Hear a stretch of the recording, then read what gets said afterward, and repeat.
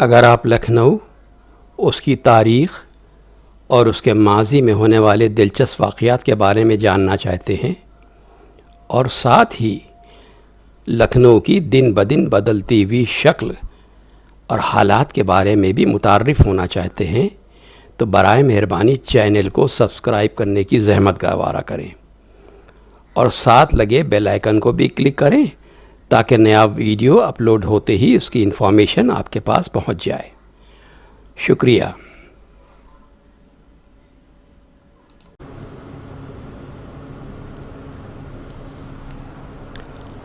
اب کچھ حالات مٹھیا برج کے بھی بیان کر دیے جائیں۔ کلکتے سے 3-4 میل کی مسافت پر جنوب کی طرف دریائے بھاگیرتھی، جسے ہگلی بھی کہتے ہیں، کے کنارے گارڈن بیچ کے نام سے خاموش محلہ ہے، اور چونکہ وہاں مٹی کا ایک تودا تھا اس لیے عام لوگ اسے مٹھیا برج کہتے تھے۔ یہاں کئی عالیشان کوٹھیاں تھیں جن کی زمین دریا کے کنارے کنارے تقریباً 2.5 میل تک چلی گئی ہے۔ جب واجد علی شاہ کلکتے میں پہنچے تو گورنمنٹ آف انڈیا نے یہ کوٹھیاں انہیں دے دیں، 2 خاص بادشاہ کے لیے، ایک نواب خاص محل کے واسطے اور ایک علی نقی خاں کی سکونت کے لیے جو بادشاہ کے ساتھ تھے۔ ان کی گرد زمین کا بڑا قطع جو عرض میں دریا کے کنارے سے تقریباً 1.5 میل تک چلا گیا تھا اور اس کا حلقہ 6-7 میل سے کم نہ ہوگا، بادشاہ کو اپنے اور اپنے ملازمین کے قیام کے لیے دیا گیا۔ میونسپلٹی کی سڑک اس رقبے کو تولاً قطع کرتی تھی۔ وہ 2 کوٹھیاں جو بادشاہ کو دی گئی تھیں ان کے نام بادشاہ نے سلطان خانہ اور اسد منزل قرار دے دیا، اور نواب خاص محل کی کوٹھی پر جب بھی بادشاہ نے قبضہ کر لیا تو اس کا نام مرصع منزل رکھا، اور ان کے بعد ان کی اولاد خصوصاً نواب اختر محل کے قبضے میں رہی، جو علی نقی خاں کی بیٹی اور بادشاہ کی ممتاز بیوی ملکہ ان کے دوسرے ولی عہد مرزا خوشبخت بہادر کی ماں تھی۔ غدر کے زمانے میں انگریزی فوج کے باغی افسروں نے ارادہ کیا کہ اگر بادشاہ ان کے حکمراں بنے تو کلکتہ میں بھی غدر کر دیں گے، مگر بادشاہ نے گورنمنٹ آف انڈیا کے معاملے میں یہ روش نہ تخت و تاج سے جدا ہوتے وقت اختیار کی تھی اور نہ اب پسند کی، بلکہ لاٹ صاحب کو ان لوگوں کے ارادے کی اطلاع کر دی۔ اس پر ان کا شکریہ ادا کیا گیا، مگر 2-4 روز بعد مناسب سمجھا گیا کہ بادشاہ کو قلعہ فورٹ ولیم میں رکھا جائے تاکہ پھر کبھی باغیوں تک ان کی رسائی نہ ہو سکے۔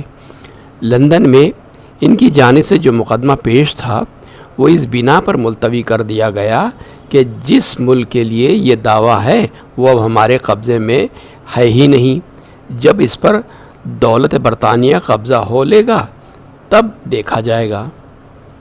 بادشاہ اس حراست میں ہی تھے کہ لکھنؤ کا غدر فرد ہو گیا، اور مسیح الدین خان نے جو لندن میں مختار عام تھے پھر اپنا دعویٰ پیش کیا۔ انہیں بادی النظر میں کامیابی اور داد سلطنت کی پوری امید تھی، مگر بدقسمتی سے ان لوگوں میں جو قلعے میں بادشاہ کے مشیر اور مصاحب تھے، خواہ کسی بیرونی تحریک سے یا خود اپنے نفع کے خیال سے ایک سازش کی۔ ان لوگوں نے یہ خیال کیا کہ اگر مسیح الدولہ خان مقدمہ جیت گئے تو ہمارا بازار سرد پڑ جائے گا اور وہیں وہ رہ جائیں گے، لہٰذا سب نے بادشاہ کو سمجھانا شروع کیا کہ جہاں پناہ بھلا کبھی کسی نے ملک لے کر دیا ہے، مسیح الدین خان نے حضور کو دھوکے میں ڈال رکھا ہے، ہو نہ ہو کچھ نہیں ہے، اور جہاں پناہ مفت میں تکلیف اٹھا رہے ہیں۔ 1.5-2 سال سے تنخواہ نہیں لی ہے، ہر بات کی تنگی ہے، اور ہم ملازمان دولت بھی پیسے کو محتاج ہیں۔ مناسب یہ ہے کہ حضور گورنمنٹ انگریزی کی تجویزوں کو قبول کر لے اور تنخواہ وصول کر کے اطمینان اور فارغ البالی سے اپنے محلات عالیات میں اور آستان بوسہ و دولت کے ساتھ بسر فرمائیں۔ بادشاہ کو خرچ کی تنگی تھی اور بادشاہ سے زیادہ ان کے رفقا پریشان تھے۔ مصاحبوں نے جب یہ بارہا یہ تجویز پیش کی تو بلا تکلف حضور واسرائے کی خدمت میں خط لکھ بھیجا کہ مجھے سرکار انگریزی کی مجوزہ ماہوار لینا منظور ہے، لہٰذا میری اس وقت تک کی تنخواہ دی جائے اور مقدمہ جو لندن میں دائر ہے خارج کیا جائے۔ جواب ملا، اب آپ کا اول تو گزشتہ ایام کی ماہواری نہ دی جائے گی، صرف اس وقت سے جاری ہوگی۔ دوسرے، فقط 12 لاکھ روپے سالانہ دیے جائیں گے۔ جو 3 لاکھ روپیہ سالانہ آپ کے ملازمین کے لیے تجویز کیے گئے تھے، اب ان کے دینے کی ضرورت نہیں سمجھی جاتی۔ بزن غالب بادشاہ اس نقصان کو برداشت نہ کرتے، مگر مصاحبوں نے اس پر بھی راضی کرا دیا، اور گورنمنٹ آف انڈیا نے انگلستان میں اطلاع دی کہ واجد علی شاہ نے گورنمنٹ کی تجویز کو منظور کر لیا ہے، لہذا ان کا مقدمہ خارج کر دیا جائے۔ یہ واقعات میں نے خود اپنے نانا منشی قمر الدین صاحب کی زبان سے سنے ہیں، جو جناب عالیہ کے ہمراہی دفتر کے میر منشی اور مولوی مسیح الدین خاں کے نائب خاص تھے، اور کل کارروائیاں انہی کے ہاتھ سے عمل میں آتی تھیں۔ بادشاہ کے ماہوار پر راضی ہو جانے کی خبر جیسے ہی لندن میں پہنچی، مسیح الدین خاں کے حواس جاتے رہے۔ بادشاہ کی ماں، ان کے بھائی اور ولی عہد نے سر پیٹ لیا اور حیران تھے کہ یہ کیا غضب ہو گیا۔ افسوس، اس وقت تک کا کیا دھرا سب خاک میں ملا جاتا ہے۔ آخر مسیح الدین خان نے سوچتے سوچتے ایک بات پیدا کی اور پارلیمنٹ میں یہ عذر پیش کیا کہ بادشاہ فی الحال گورنمنٹ آف انڈیا کے حراست میں ہیں، ان کی کوئی تحریر پایا اعتبار کو نہیں پہنچ سکتی۔ عذر معقول تھا، تسلیم کیا گیا، اور گورنمنٹ آف انڈیا کو بادشاہ کی مختار کی عذرداری سے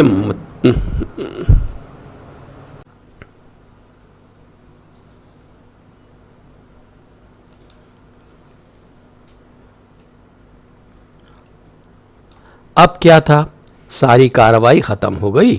بادشاہ مٹیا بوجھ میں رنگ رلیاں منانے لگے، مصاحبوں کے گھر میں ہن برسنے لگا، اور شاہی خاندان کا شکستہ حال قافلہ جو انگلستان میں پڑا ہوا تھا قریب قریب وہیں تباہ ہو گیا۔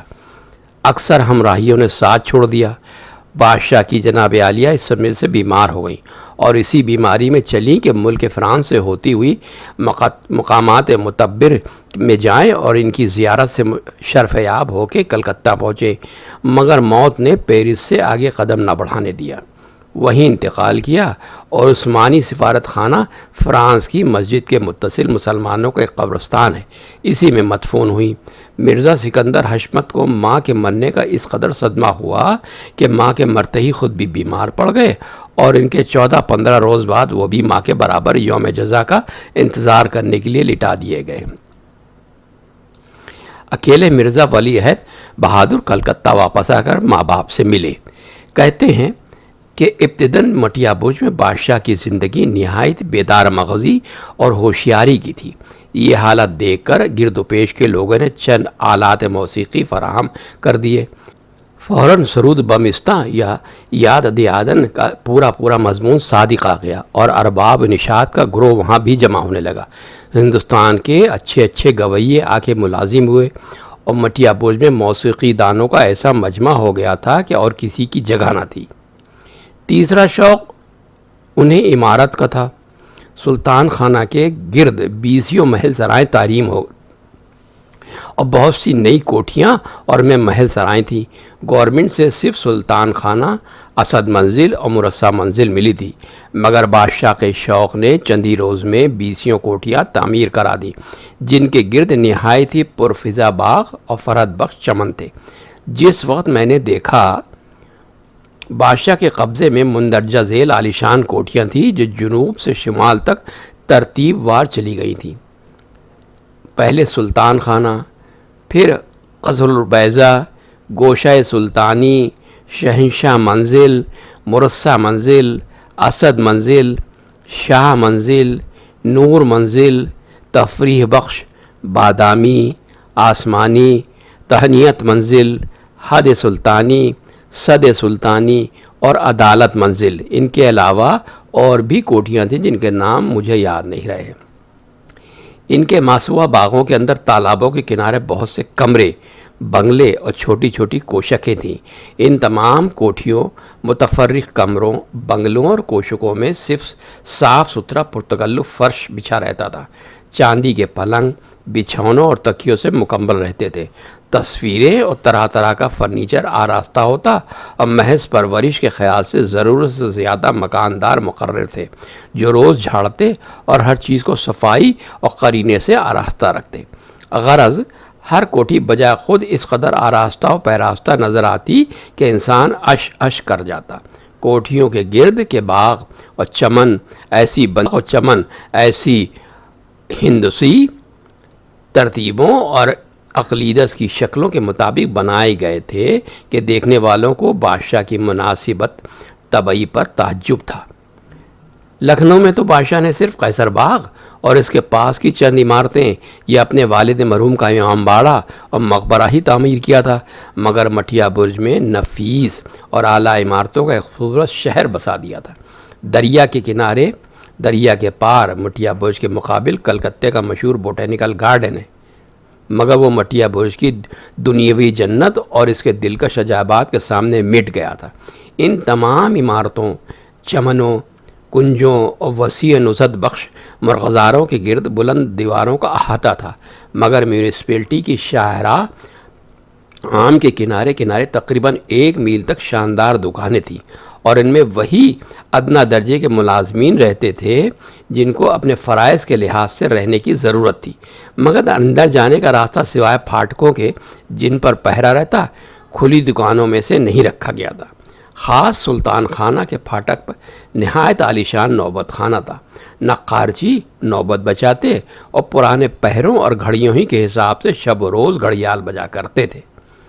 دنیا میں عمارت کے شوقین ہزاروں بادشاہ گزرے، مگر غالباً اپنی ذات سے کسی تاجدار نے اتنی عمارتیں اور اتنے باغ نہ بنائے ہوں گے جتنے کہ واجد علی شاہ نے اپنی ناکام زندگی اور برائے نام شاہی کے مختصر زمانے میں بنائے۔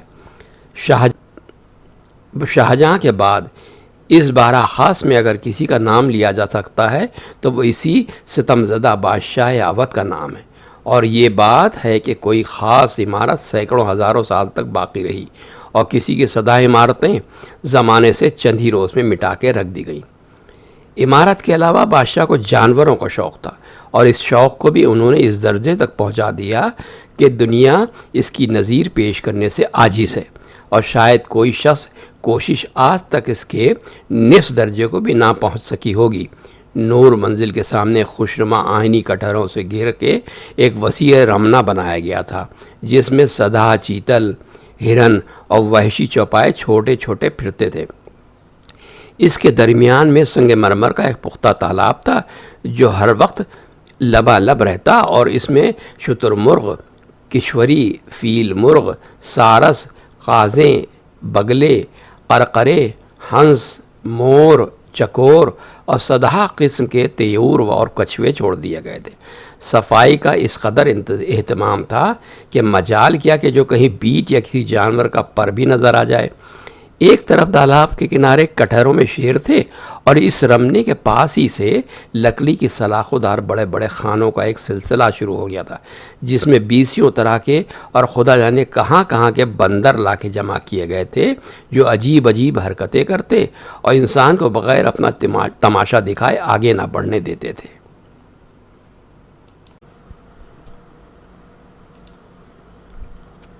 مختلف جگہ حوضوں میں مچھلیاں پالی گئی تھیں جو اشارے پر جمع ہو جاتی اور کوئی کھانے کی چیز ڈالیے تو اپنی اچھل کود سے خوب باہر دکھاتی۔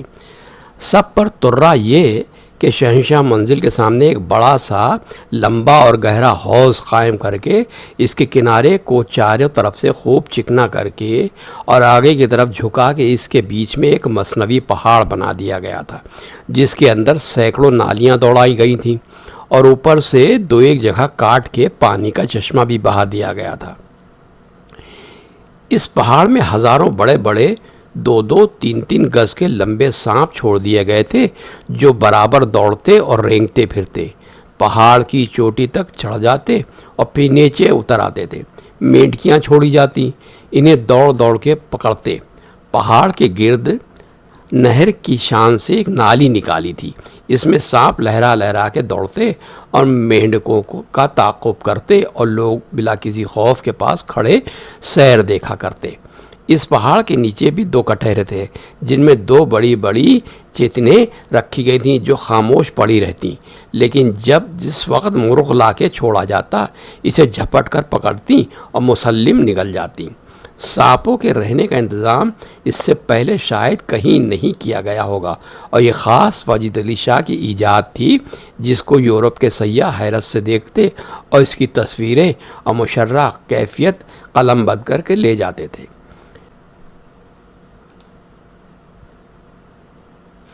مذکورہ جانوروں کے علاوہ ہزارہ طیور کے چمکتے ہوئے برنجی پنجرے خاص سلطان خانے کے اندر تھے۔ 20 بڑے بڑے ہال تھے جو لوہے کے جال سے محفوظ کر دیے گئے تھے اور گنج کہلاتے تھے۔ ان میں قسم قسم کے طیور کثرت سے لا کے چھوڑ دیے گئے تھے۔ ان کے رہنے اور پرورش کا انتظام فراہم کر دیا گیا تھا۔ بادشاہ کی کوشش تھی کہ چرند و پرند میں سے جتنی قسم کے جانور دستیاب ہو سکیں سب جمع کر لیے جائیں، اور واقعی ایسا مکمل اور زندہ عجائب خانہ شاید ہی روئے زمین پر کہیں موجود نہ ہوگا۔ ان جانوروں کی فراہمی میں بے روک روپیہ صرف کیا جاتا، اور کوئی شخص کوئی نیا جانور لاتا تو منہ مانگے دام پاتا۔ کہتے ہیں کہ بادشاہ نے ریشم پرے کبوتروں کا جو جوڑا 24,000 روپے کی اور سفید مور کا جوڑا جو 11,000 روپے کی قیمت دے کے خرید لیا تھا۔ وہ کوہان کے بغدادی اونٹ ہندوستان میں کہیں نہیں نظر آتے اور بادشاہ کے وہاں تھے۔ 2 کوہان کے بغدادی اونٹ ہندوستان میں کہیں نظر نہیں آتے اور بادشاہ کے وہاں تھے۔ کلکتے میں ہاتھی مطلق نہیں ہے، مگر بادشاہ کے زندہ نیچرل ہسٹری میوزیم میں ایک ہاتھی بھی تھا۔ محض اس خیال سے کہ کوئی جانور رہ نہ جائے 2 گدھے بھی رمنے میں لا کے چھوڑ دیے گئے تھے۔ درندوں میں سے شیر ببر، دیسی شیر، چیتے، تیندوے، ریچھ، سیاہ گوش، چرخ، بھیڑیے کٹہروں میں بند تھے اور بڑی بڑی خاطر دشت سے رکھے جاتے تھے۔ کبوتروں کا انتظام دیگر جانوروں سے الگ تھا۔ بادشاہ کی مختلف کوٹھیوں میں سب ملائے 24-25 ہزار کبوتر تھے جن کے اڑانے میں کبوتر بازوں نے بڑے بڑے کمالات دکھائے تھے۔ جانوروں پر جو صرف ہو رہا تھا اس کا ناقص اندازہ اس سے ہو سکتا ہے کہ 800 سے زیادہ جانور باز تھے، 300 کے قریب کبوتر باز تھے، اسی کے قریب ماہی پرور تھے اور 30-40 کے قریب مار پرور تھے جن کو 10 روپیہ ماہوار سے لے کر 6 روپیہ ماہوار تک تنخواہیں ملتی تھیں۔ افسروں کی تنخواہیں 30 سے 20 روپے تک تھیں، اور کبوتروں، سانپوں اور مچھلیوں کے علاوہ دیگر جانوروں کی خوراک میں کچھ کم 9,000 روپے ماہوار صرف ہوتے تھے۔ عمارت کا کام زیادہ تر مونس الدولہ اور ایمان الدولہ کے سپرد رہا۔ ان کو عمارت کی مد میں تقریباً 25,000 ماہوار ملا کرتے تھے۔ 1,000 کے قریب پہرے کے سپاہی تھے جن کی تنخواہیں عموماً 6 روپیہ ماہوار تھی، بعض 8 یا 10 روپے بھی پاتے تھے۔ یہی تنخواہ مکانداروں کی تھی جن کا شمار 500 سے زیادہ ہے۔ مالیوں کی بھی یہی تنخواہ تھی اور ان کا شمار بھی 500 سے زیادہ تھا۔ تقریباً 80 اہل قلم یعنی محرر تھے جو 30 سے 10 روپیہ ماہوار تک تنخواہ پاتے، اور معزز صاحبوں اور اعلیٰ عہدیداروں کا شمار 40-50 سے کم نہ ہوگا جو 18 روپیہ ماہوار پاتے تھے۔ 100 سے زیادہ کہار تھے۔ ان کے علاوہ 20 چھوٹے محکمے تھے، باورچی خانہ، آبدار خانہ، بھنڈی خانہ، خس خانہ اور خدا جانے کیا کیا تھا۔ پھر ایک مدلو حق بیگمات یعنی ممتوعات کے رشتہ داروں اور بھائی بندوں کی تھی جنہیں حسب حیثیت تنخواہیں ملتی تھیں۔ ان سب نے کوٹھیوں کے رقبے سے بہت زیادہ تر اسی زمین پر جو بادشاہ کو دی گئی تھی، اور بہتوں نے پاس کی دوسری زمینوں پر مکان بنا لیے تھے، اور ایک شہر بس گیا تھا جس کی مردم شماری 40,000 سے زیادہ تھی۔ ان سب کی زندگی بادشاہ کی تنخواہ کے 1 لاکھ روپے ماہوار سے وابستہ تھی، اور کسی کی سمجھ میں نہ آتا تھا کہ اتنی خلقت عظیم اس تھوڑی رقم میں کیوں کر زندگی بسر کر لیتی ہے۔ بنگالہ عوام میں یہ مشہور تھا کہ بادشاہ کے پاس پارس پتھر ہے، جب ضرورت ہوتی ہے لوہے یا تانبے کو اس پہ رگڑ کر سونا بنا لیا کرتے ہیں۔ حقیقت حال یہ ہے کہ بادشاہ کے قیام سے کلکتے کے پڑوس میں ایک دوسرا لکھنؤ آباد ہو گیا تھا۔ اصل لکھنؤ مٹ گیا تھا اور اس کی منتخب صحبت مٹیا برج میں چلی گئی تھی۔ بلکہ سچ تو یہ ہے کہ ان دنوں لکھنؤ نہیں رہا تھا، مٹیا برج لکھنؤ تھا۔ یہی چہل پہل تھی، یہی زبان تھی، یہی شاعری تھی، یہی صحبتیں اور بدلہ سنجیاں تھیں، اور یہیں کے علماء اور اتقیاء تھے، یہیں کے علماء اور اوصا تھے، اور یہیں کے عوام تھے۔ کسی کو نظر ہی نہ آتا تھا کہ ہم بنگالہ میں ہیں۔ یہی پتنگ بازیاں تھیں، یہی مرغ بازیاں تھیں، یہی بٹیر بازیاں تھیں، یہی افیومنی تھے، یہی داستان گوئی تھی، یہی تعزیہ داری تھی، یہی مرثیہ خوانی و نوحہ خوانی تھی، یہی امام باڑے تھے اور یہی کربلا تھی۔ بلکہ جس جلوس اور شان و شوکت سے بادشاہ کی زری اٹھتی تھی، لکھنؤ میں عہد شاہی میں شاید ہی اٹھ سکی ہو۔ غدر کے بعد تو کبھی کوئی تعزیہ نہ اٹھ سکا۔ کلکتے کے ہزارہ خلقت اور انگریز تک زیارت کو مٹیا برج میں آ جاتے تھے۔ مٹیا برج کے دکاندار اور مہاجن تک لکھنؤ کے تھے، اور لکھنؤ کی کوئی چیز نہ تھی جو مکمل ترین صورتحال میں وہاں موجود نہ ہو۔ جدھر گزریے ایک عجیب رونق اور چہل پہل نظر آتی تھی، اور اس لطف میں لوگ اس قدر موہ اور مست و از خود رفتہ ہو رہے تھے کہ کسی کو انجام کی خبر ہی نہ تھی۔ عمارت شاہی اور رمنہ وغیرہ کے اندر جانے کی اہل لکھنؤ جملہ ملازمین بلکہ ساکنین مٹیا برج کو عام آزادی حاصل تھی۔ باغوں میں پھریے تو اس سے زیادہ پرفضا مقام کہیں نصیب نہ ہو۔ دریا کے کنارے کھڑے ہو جائیے تو عجیب لطف نظر آتا۔ کلکتے کو آنے جانے والے جہاز سامنے سے ہو کے گزرتے، جو فورٹ ولیم کی سلامی کے لیے یہیں سے اپنی جھنڈیاں اتارنا شروع کر دیتے، اور لوگ سمجھتے کہ بادشاہ کی سلامی لے رہے ہیں۔ محلات کی ڈیوڑیوں اور محل سراؤں کے دروازوں پر کھڑے ہو جائیے تو عجیب لطف کی دھوم دھام میں کبھی کبھی ایسی صورتیں نظر آ جاتیں، اور ایسی فصیح و دلکش زبان اور ایسی مزے کی پیاری باتیں سننے میں آ جاتی کہ انسان مدتوں بلکہ زندگی بھر مزہ لیا کرتا۔